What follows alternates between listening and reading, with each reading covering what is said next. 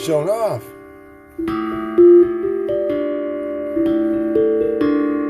So Wibblry and Wub seems to be catching on with a few people.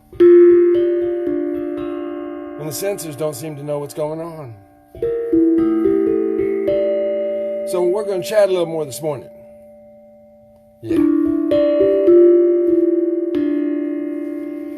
So much for my musical talent.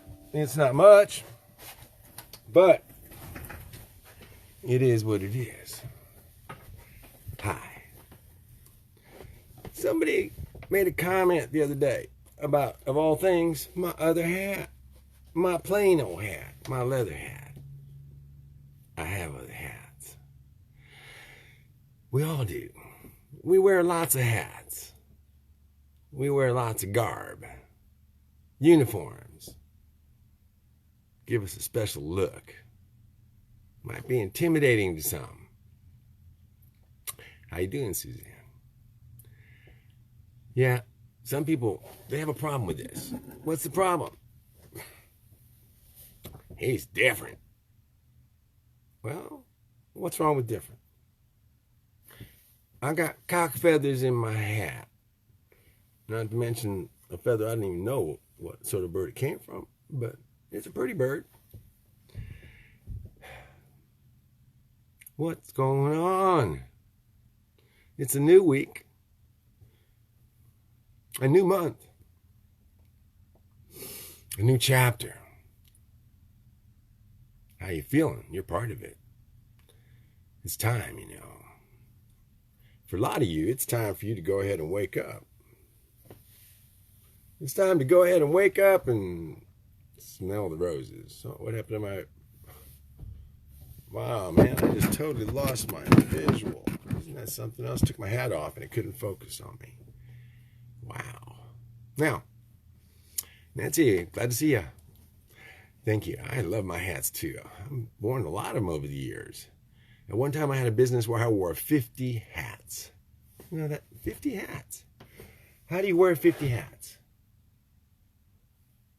Well, let's just say you're the owner of the business. And you also happen to be the guy who's doing the buying for materials. You're doing selling. You're doing the Boston thing where you got to go around and tell people what to do. A lot of times that means you got to be also doing some painting and instructing people on how to paint. You got to go instruct people on how. You got all these hats. And then you got to pay bills. Guess who has to pay the bills? Well, a lot of times it's you. Owning a business is so much fun, guys. Yeah. As long as you don't want to do anything else. Because if you're going to succeed in your passion, if you ignite that passion with coffee, which is what's in here. Just because some people don't believe what I tell them. There we go, coffee. Have you found your passion? Do you know what lights that fire in your belly? Is it writing, music, poetry? Is it baseball, football, playing it, not watching it? And if watching things ignites your fire, going to movies, watching TV, watching other people do things, watching other people create things, watching.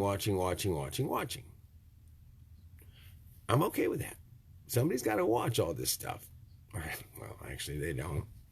Facebook's proving that every once in a while. They prove how few people can watch something. You know what?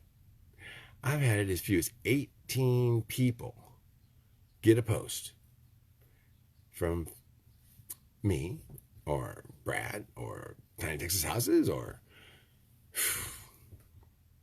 18 people out of 72,000 followers on Tiny Texas Houses. But that's after making a poem about Facebook, oh, Facebook, what's their problem?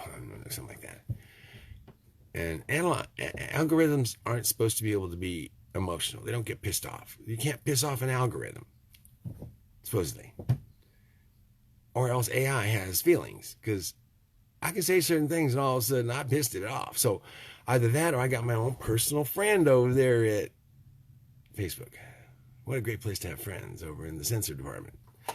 But since I'm just a crazy old coot writing a book, you know, they all kind of look at me and go, I'm not going to spend an hour listening to this crap. Bye. Oh yeah, your trolls. They get paid by the hour or by the comment I should say. So if they can't get away with making a whole bunch of nasty comments, then it's not worth their time. So if this seems long to you, hit the pause button at 15 minutes, which is or 7 minutes, whatever the attention span is. You'll notice I pause at those moments. I give people a chance to bug out in the first 9 to 11 minutes, when most people leave, including the trolls and censors. Isn't that cool? Now, why is that important? Because sometimes you have to sniff around a little bit. Any censors? Any trolls? Well, no. I don't have to worry about it too much, because they make sure that if so few people see this before they get a chance to listen to it and review it and let it out there, that there's very few comments. Now, in that fantasy world, of course. Now, I put out some poetry last night, some Wibblry and Wub poetry. Now, well, the idea is to inspire people to wibblize. Wibblize. Wibblize. That's a way to express yourself. To say something, maybe even cryptically, because you might get in trouble, or somebody might not need to understand you, and other people might need to understand you. In order to communicate, you might need some sort of encryption or a shared virus, so that kind of like having resistance to COVID. If we all share that herd mentality concept, if that's true, that you can inoculate either through infecting with the virus and having people recover on their own, which is what happened with, people don't really understand it, but that's kind of what happens most of the time. By the time the virus is out, the virus that was affecting everybody, by the time the vaccine is out, the virus has taken its course. So it's out, it hits everybody, they go to making a vaccine, boom, we almost got it done. Second year comes around, oh, well, we've already developed a herd resistance. Nobody's getting sick on that one anymore. Yeah, but I just made $1 billion worth of it, man, and our organization is responsible for selling that. So we now will require you to use it up, or we'll look bad. And you doctors, you gonna keep your license? You better dish this stuff out. I know. It gets a little bit creepy when you start adding in that. Oh, never mind. Just do your job. It's like the government. Now, it seems that in this story I'm writing, a good man trying to get good things done, it can take almost forever to get your helpers, who are all entrenched bureaucrats in this imaginary world, to do anything if they don't want to do it. You just can't go firing people like in the army or put them in the brig. It's not like civilian life where there's no union. You can't just go say, hey, you know what, dude, you're just kind of screwing up. Get the heck out of my way. And the boot hits the butt, and bang, it's a clear path. I understand from listening to the inside people that, because I'm doing research to write this book, I got to do some research. Wouldn't you think that's a cool thing to do? Historical research. Because in the book, there's a reflection of facts. Literature always reflects facts. History just reflects what the winner wants everybody to know. That's history class. But literature reflects sort of the facts of the times. It tries to hide it in there somehow. In the days of King James, if you didn't have King James approving your book, well, you didn't have a book.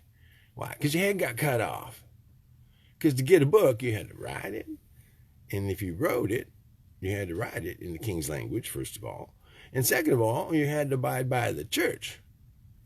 Otherwise, you're a heretic. You might get burned at the stake, or hung, or stretched and split. I mean, they did a lot of things to go ahead and make sure there weren't any other heretics out there. What was a heretic, by the way? Oh, darn. People don't really understand what a heretic is in these days, do they? Oh, wait a second. I should say, people don't understand how you manipulate language and words to create a class of people that you can then go out and attack without conscience.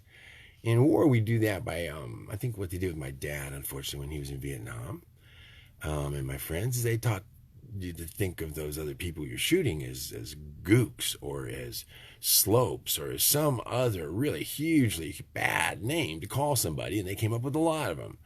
People call people the devil. They say people are eating children. They say people, all sorts of things in this book I'm writing about what happens in the world of fantasy and war.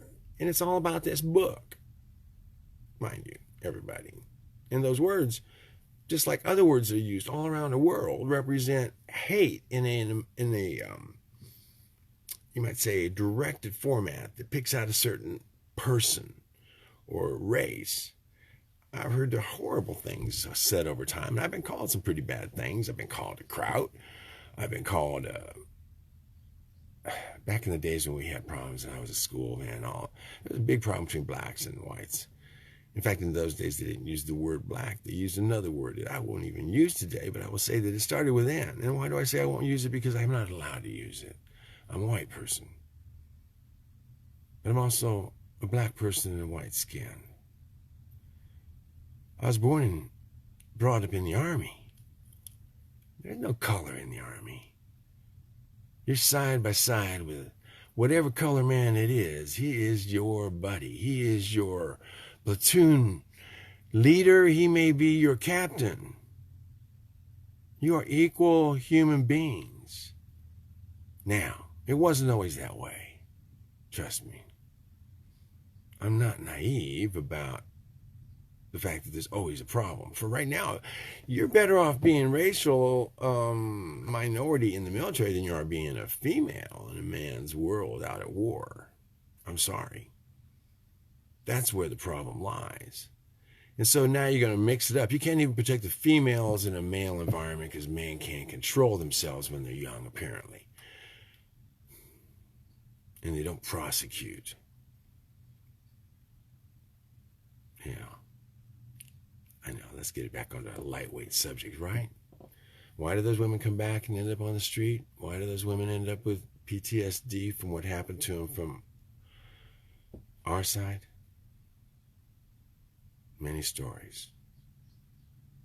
Why do I offer up packages of houses, materials, all you need to build for veterans so that somebody will come out and help them? Because I can't go out there and help all of them myself. But I can provide a material package for it. In 15 years, I've offered that up over and again.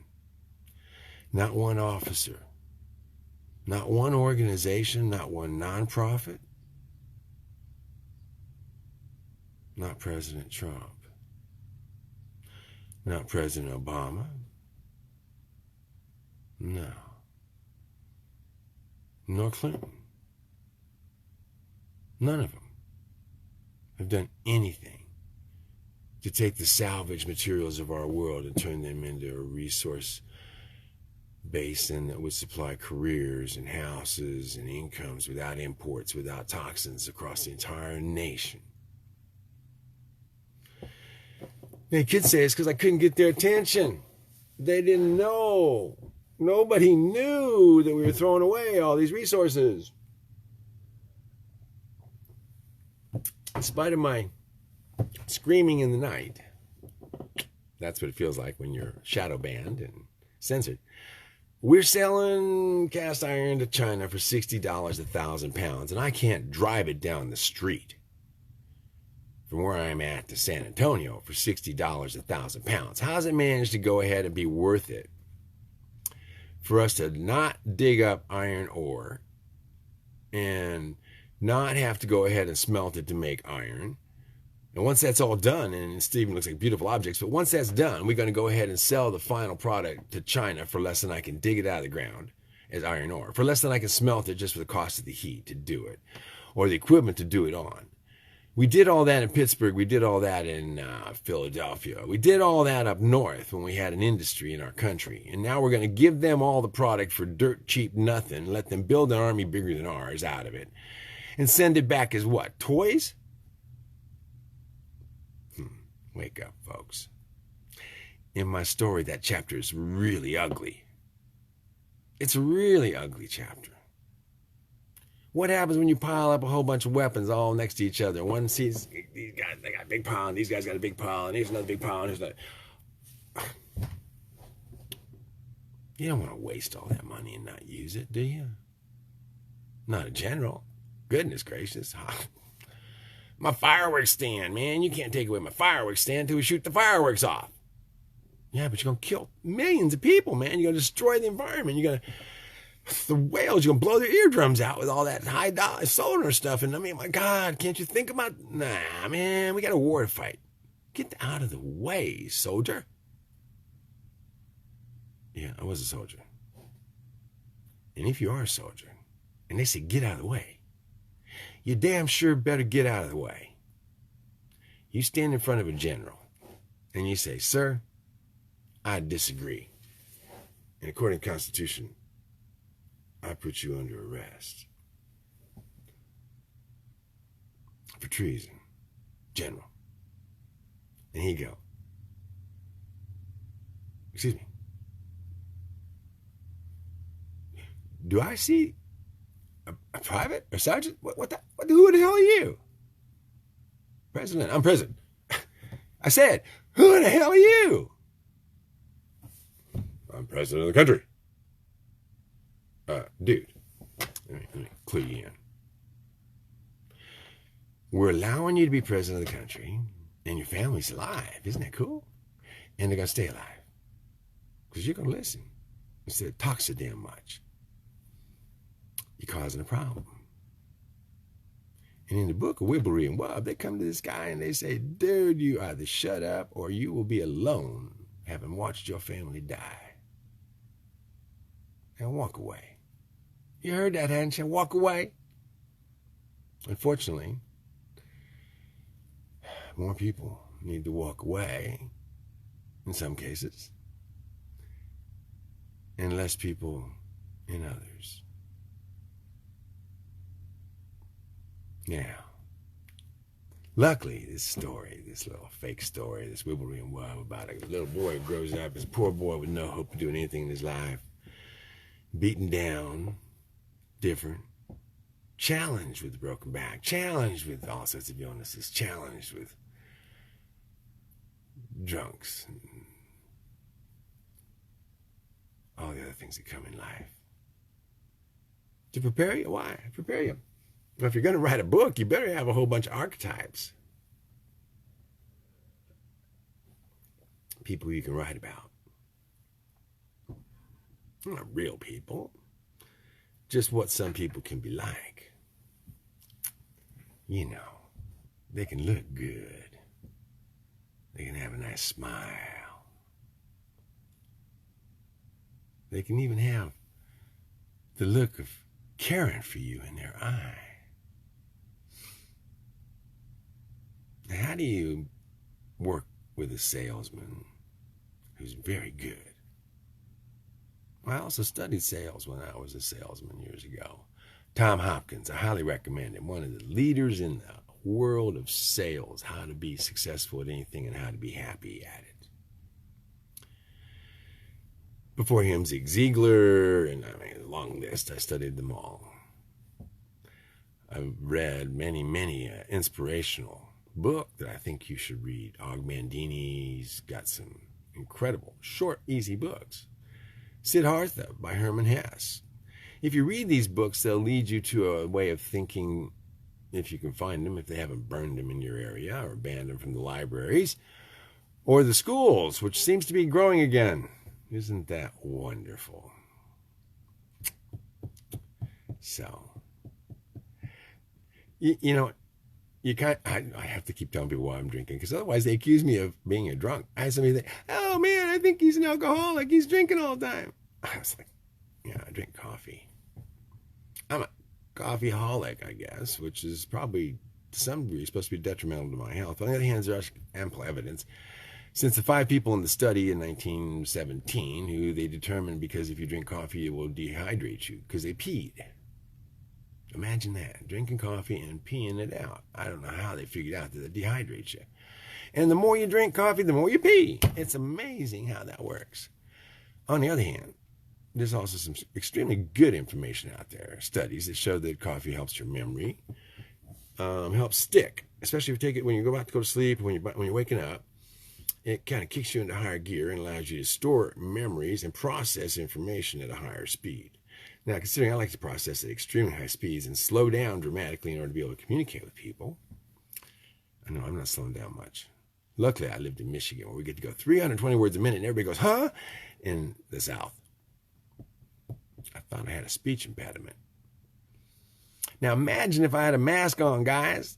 You'd be missing my smile, missing my face for the most part. You'd be missing my nose, my mustache, my beard, and I'd probably be going, trying to keep awake because I have trouble breathing underneath that mask.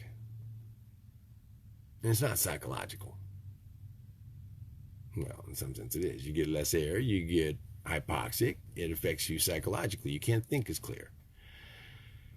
See what you check on your meter, your little phone. It has a little health check on there. Check it. See what you're doing. What's your oxygenation of your blood? Should be 100, 99, 98. Anything under 98, you got to start thinking about what's wrong with me. Now put your mask on. You're going to go, what's wrong with me? And if it's under 90, OSHA's going to go, what's wrong with you? Get out of that environment. Get some oxygen. Now, you think more people check that. They're living in tiny boxes called those, tiny houses on wheels, that have 6,500 gallons of air, and they're consuming that air at a rate of 500, 600 gallons an hour if they're sitting there idle. And it's cold as crap outside, and they got the heater going, and there ain't no damn insulation to speak of, so they can't open the windows. This is a health alert for all those bozos in boxes with heaters in the cold, thinking they did a wise thing with that brand new vehicle you bought for $90,000 some dollars or some other stupid price that you could finance because it's called an RV, recreational vehicle. What's that mean, folks? Please, this is the part you pass along to your friends before the censors get hold of it because they don't like me talking about this shit. All right, in that house, you have 6,500 gallons of air, probably tops, after all your crap is crammed in there and all the stuff is put inside of the box. And that's assuming it's about let's say a typical box on wheels they're selling is 8 foot wide, 13 and a half feet tall, 20 foot long, and that would be 6,500 gallons of air available to you. If you seal all the windows up, you got an air exchanger. It's called a fart fan, typically, because they won't bother to spend the good money it takes to put an air exchanger that captures the heat as you blow the air out of it and heats up the air as you suck in the freaking cold air from outside and pump it back in so you got something to breathe. I talk about breathing air. You do have something to breathe. And excuse me, don't let me for a moment tell you you don't have something to breathe.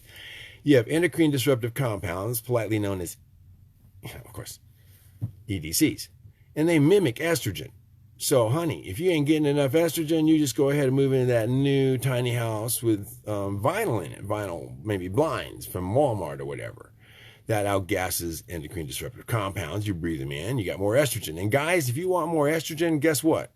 That's what the girls have in them naturally. And you tend to have testosterone, which you're going to have less of, and balance it with estrogen and maybe be a little more emotional.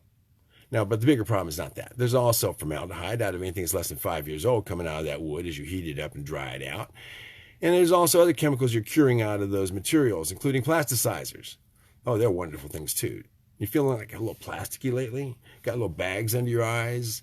You got evidence perhaps of being a little tired, not sleeping well, because the electromagnetic radiation out of the sidewalls reaches 16 inches out of the sidewall from the wiring you have in there, or running under your bed for the lighting. And that 16-inch field, if you take an energy meter and you can just put it up next to it and you can sense it. Electricians use them all the time. You just put it up there, it turns red as soon as you get near the outlet. Well, put your head next to that, like you do at night with the bed, and your pineal gland gets fried. I mean, hot.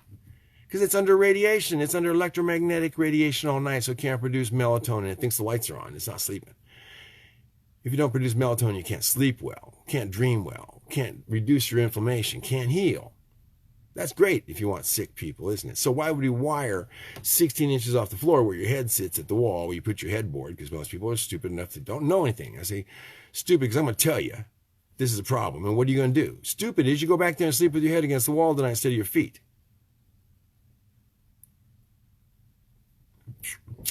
Because ignorant is you didn't know about it. You didn't know when you put your baby in the corner in the crib that it's got an outlet at both sides, 16 inches away from the wall, 16 inches off the floor. So when your baby rolls over by that, it rolls into an electrical field and wakes up. And suddenly going, why is the baby crying? And you pick it up, you carry it all around the room, and you lay it back down in the crib outside that little realm, and it rolls back in there, and oh my God, you really do have a problem. It's invisible. Now, take your meter, your radiation meter, and stick it over there.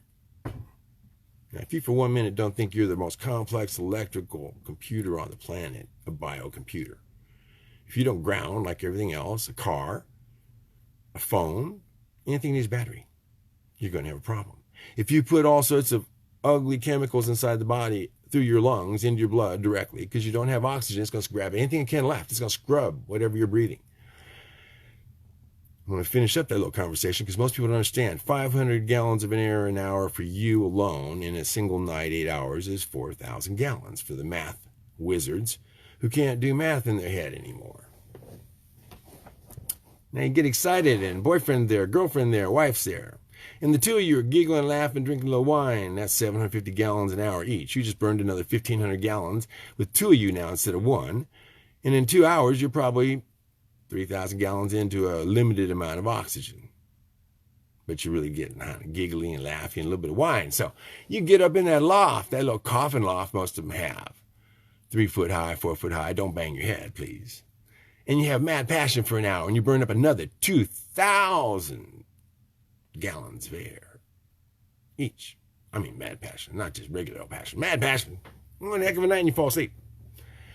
2,000, 4,000, 5, 6, 7,000 gallons so far out of a 6,500 gallon supply. You're doing really good, aren't you? And where are you getting new air from? Did you open the windows up and freeze your ass off while you're doing that because your ass is so hot? No! It's too cold out there. Didn't you see? It's 47 degrees below zero wind chill. Why am I going to open a window? I had icicles this long out of the top of my school bus when I woke up in the morning. It was 6 degrees and my heater broke down. Now, where's this going to? So you wake up in the morning 5 or 6 hours later, you've now breathed in while you're sleeping, 5 or 6 hours, 1,000 gallons an hour. That's another 5,000 gallons. Where'd you get that from? Oh, you didn't. So your little oxygen star, been breathing in some oxygen poor fuel for the body. What are you going to breathe instead? Well, let me see. You got the formaldehyde you've been through the plasticizers, you've been through all there is carbon dioxide left. Monoxide, I mean, nothing good, in other words, right? Junk. Well, I said monoxide because what? You wake up, you're a little bit drowsy. Man, I should feel like Superman. I just had that night and mad passion. I'm going out there, right? Oh, yeah.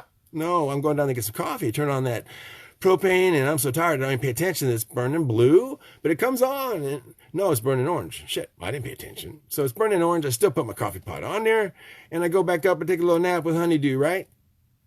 It may be a long nap. Because the reason that's burning orange instead of blue is because you haven't got enough oxygen to burn the flame blue like it should. So all that outgas and chemicals is not burning what's left in the oxygen. Guess what? It's going to make that flame happen. There's a chance the flame will go out. If it does, you got propane going in there now. It's going to be a long rest before you wake up from that nap. Assuming it burns, you wake up, you get down to get your coffee and turn it off. I always have the next question. How'd Junior do downstairs last night? That baby or two babies that you decided to move into that house so you could save money and have that homestead out there in the middle of nowhere in a recreational vehicle that by law, by federal law, if you got that RV rating to get that financing, that vehicle, you cannot legally live in it for more than 48 hours at a time. And if some authority that decided to be really draconian wanted to enforce that, all you guys living in RV parks, you can't live in those RVs. All you people living out in homesteads and RVs, that's 48 hours. How are you doing that for the other time in between? And how much time in between? Well, that's kind of determined by whoever says you can't do that. And for those of you who are living out there with that camping permit in Colorado and spent 5 years building your homestead, oh my God, I'm so sorry to hear from you. They stopped giving out camping permits. So you need to move. Think about this, people, as we downsize. If we don't have some unity here, we're going to get regulated right out of being able to live off the land, grow our own food, and get off the grid by choice. What happens when they take away your choice? In that book of Wibblry and Wub, why? They don't. Why? The whole world saw what was happening in America. And they went, holy moly. I hope they make it. Because if they don't, if freedom can't survive in America, if you can censor anybody in America, then that's not America anymore. That's the Orwellian version. Some writer created. I read about that once. I believed it wasn't going to happen in 1984. I opened the first cyber cafe in 1996. And what's happened since then? If I'd have said this was going to happen in 1973 in a book, 40, they'd throw me in an insane asylum. So I'm going to go ahead and publish some of that book now. Parts of it. Hope you all have a great day. Yeah, the Tesla house batteries, there's all sorts of things we need to watch and pay attention to. Whenever you use something that's extremely, extremely hazardous waste when you're done, lithium, and you get done with it, and you throw it out there, don't pay attention to it. Lithium batteries all over the place, just like billions, no, trillions, masks that are just strangling all sorts of animals. It is a biohazard to depend upon chemical storage of energy. All you out there think that's the solution, get over it. It's just like solar panels, and it's just like nanotubes that we now have in our blood, most of us, some sort of nanocarbon tubes or otherwise that are a byproduct that we're told ahead of time. When those things break off, they become razor blades for everything downline that eats them. We have biohazard nightmares coming out of technology, guys. You think we had pollution before? You don't understand what's inside all these little computers and phones we're using. You got no freaking clue. You have no idea what the damage from 5G is yet. A weapon. Excuse me. Am I repeating myself?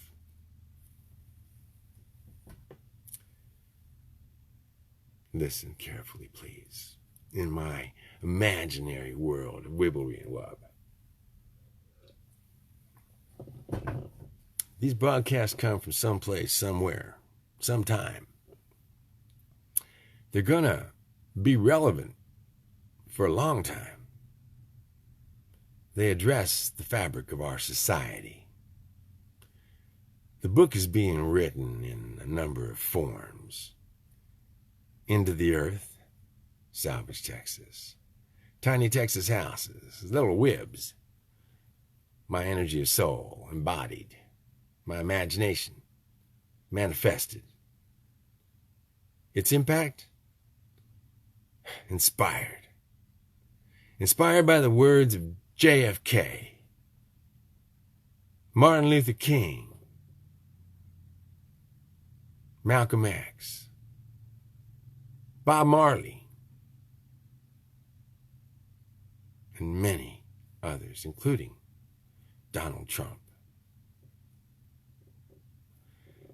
Leaders don't have to be perfect.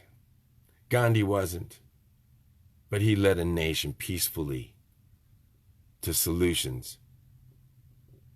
Flawed, absolutely. We are human. Don't expect us to be perfect. You want to come and critique me because you don't like my hat, you don't like the way I twisted my, Trinity actually twisted my facial hair and my antennae.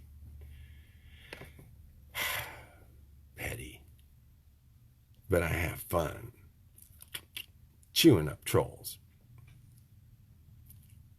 Please, share this for the right reasons. Join me. Become a wubber. What the heck is a wubber? It's supposed to make you smile. It's supposed to make you laugh. It's supposed to make you think it's the most ridiculous concept in the world that anybody would try to put together. A world union of beings with no leader. Don't need a leader if all the beings get together and basically reach a common decision to have peace. No one man makes that happen. God does that. Not any man. Not me. Nobody. And anybody gets on that pulpit and tells you they're going to make that happen, they're suspect. And for those who believe when Jesus comes back, if he gets on that pulpit, trust me, not going to be a question of evidence.